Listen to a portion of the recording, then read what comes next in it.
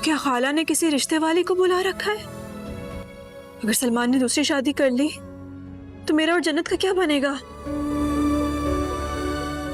या अल्लाह, या अल्लाह मेरी बच्ची को सेहत अता फरमा। या अल्लाह मेरे घर टूटने से बचा। या अल्लाह रहम फरमा।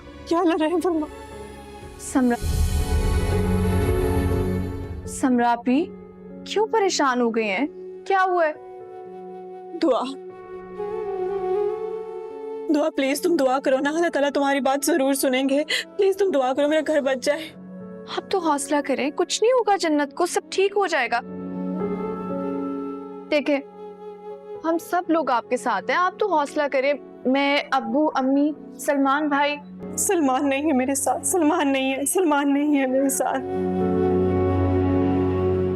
ये क्या कह रही हैं आप? मैं ठीक कह रही हूँ दुआ। मैंने अभी फोन किया था, वहां उनके रिश्ते की बातें चल रही थी। क्या? हाँ दुआ, खाला जान ने फोन उठाया था और बंद नहीं किया। वहां पे कुछ लोग आए हुए थे और उनके रिश्ते की बातें चल रही थी।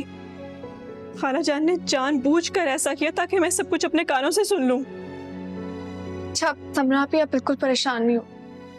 सलमान भाई आपसे और जन्नत से बहुत प्यार करता है, वो ऐसा कुछ नहीं करेंगे।